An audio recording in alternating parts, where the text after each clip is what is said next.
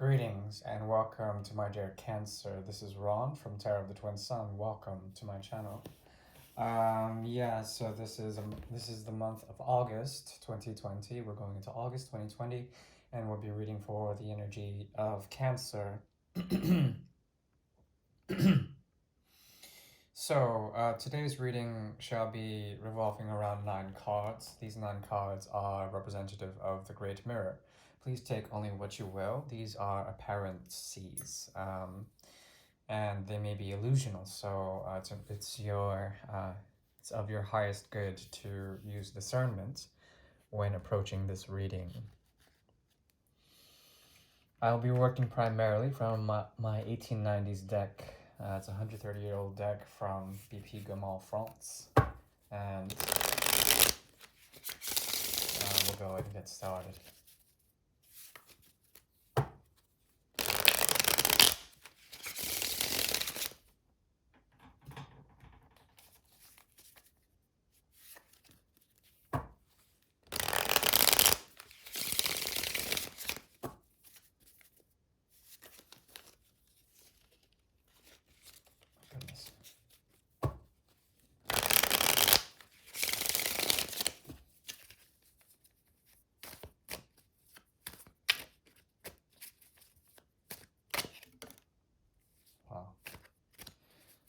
Okay. So there is, on the undercurrent, possibly a need to meet halfway when it comes to proposals with someone who is approaching and trying to be brought back in some sort of way. Back to life. This also could be a resurgence of a narrative. When it comes to this narrative, there is a possibility that there was a block on one end. Someone could not move out of their situation, or perhaps were stuck in a type of prison of the mind, or perhaps there was some sort of psychological blockage and a lack of vision, clear vision or intuition when it comes to the relevance of this story. There also is, excuse me, the Seven of Pentacles in the reverse. So a choice or a rebalancing and a feeling of abandonment, plus trying to equate that, trying to create some sort of balance in that equation.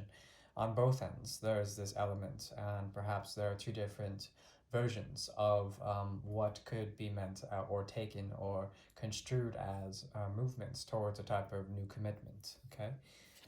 There is a loaded aspect to this, though. There's also a higher force that is watching over this, and there's something about purging and letting go of the nature of expectation as well as the nature of love. Something here is being poured out with the energy of the star, and the energy of Aquarius plus the 7th and 1st house are here. So there's a trying to balance out these various sort of expectations, as I've mentioned, of certain memories that have cropped up and certain commitments that, or apologies that want to crop up from the situation. The need to communicate is there. It's on the horizon, let's say.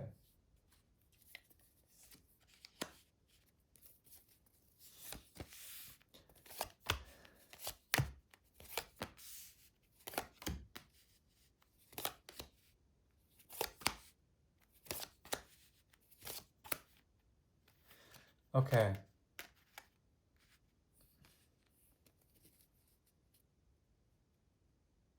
Interesting.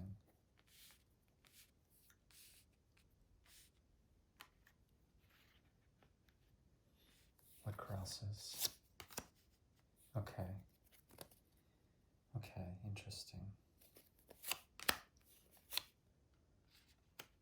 Interesting.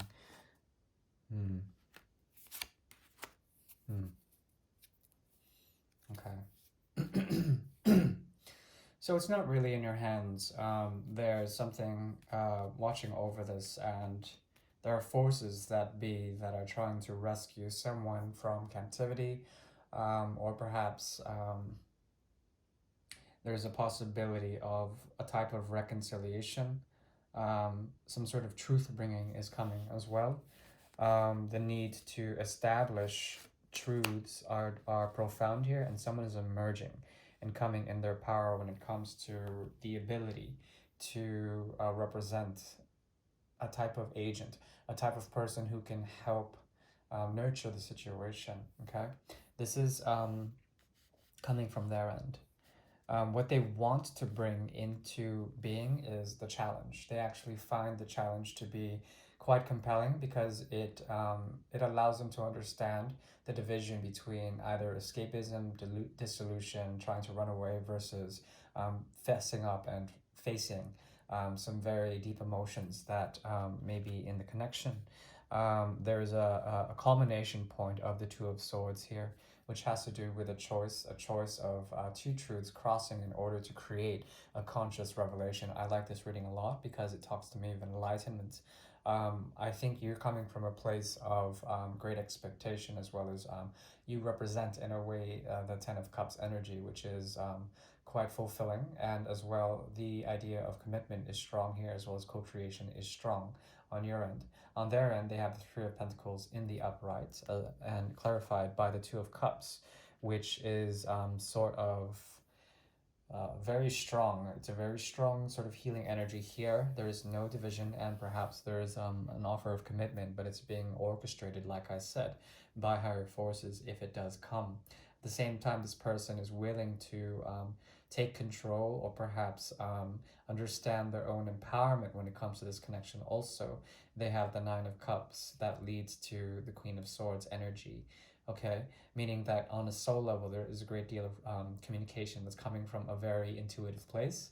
As well, you have the High Priestess here coming from the Two of Rods, meaning that you have had a choice between one or two passions, and perhaps you've come to a point of critical discernment, and now you are making a choice of one or the other. What those choices are can be variant, but let's see.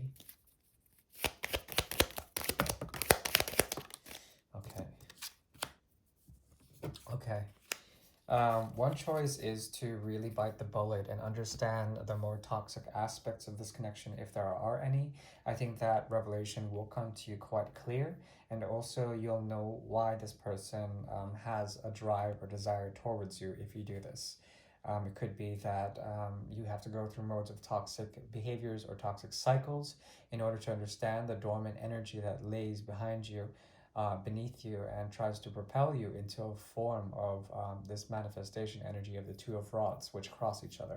At the same time, there is a possibility also that you are making the choice with the Fool in order to, with the energy of Aries, to move forward and to recycle something here in terms of the major arcana, the secret of the major arcana. Okay, so a leap of faith, or perhaps a leap into the grass pit that held snakes, and these snakes are filled with energy potentials that could propel you into a type of knowing, or health, or death and regeneration cycles, or transformation of some sort. The temptation is quite strong. At the same time, the High Priestess, she's somewhere in the middle. She doesn't know how to say, but she wants to say, and perhaps there's a lot of psychic activity that is active between you two, especially because the Nine of Cups is here as well. Um, there is, with the Queen of Swords, a great intuitive force that meets, in truth, the High Priestess energy, and those are very passive or passive aggressive sort of females there, which is a wonderful combination to have, meaning that they're willing to talk. Now, on the subconscious level, yeah, like I said, challenges that are leading to something. Also, there's a type of passion that you are trying to foresee if your desires are still sort of cognizant within this connection. I think you want them to be, or perhaps you're trying to raise them up in some sort of way. At the same time, the queen is chasing after the king, and your energy with the King of Swords is essentially looking to your external world, trying to find your truth within the external world. However, there still is a sort of second hand, which is the lottery ticket in the left hand of the King of Swords, looking back as well through the eye of passion. And there's also a great deal of, well, it could be patience, it could be um, the need to burn down the sense of like the crossing in order to get to a place of peace or a place of emotional understanding with this person. That's the challenge. Also, um, there is a possibility that you would want this person also to bring the fire to you because you have the cold shoulder going on with King of Swords. Um, Fairly interesting reading. I think it's quite straight and to the point. No need for clarification. However, if that did resonate, please like, share, and subscribe, blah, blah, blah. Otherwise, I am available for private readings. As far as advice goes, when it comes to this, if it does resonate, otherwise you can just click off. If it doesn't. I know the Leo reading, everyone's waiting on it. It's probably because it's their season, and there's a lot of Mars energy, so the fire inside of them, there's a lot of anger in Leo right now for some reason. Super angry. They are super angry people. So, yes, the advice is to stand in a place of harmony and stand in your abundance. As you do this and become naturally grounded, there are chances for you to hear out certain things, especially hear out offers of love from either the past, most definitely, of someone who was very conditional with their love offers and perhaps cold, perhaps frozen, but now there's a transformation indicated here. They could be sending you some very warm and fuzzy vibrations. Temperance also shows up, so there are two cards of healing, Star and Temperance, which is good. This is definitely a reading of reconciliation or perhaps co-creation of some sort when it comes to pre-existing or future stances of situations. Yeah. All right. I do appreciate you. Please take care now. Bye.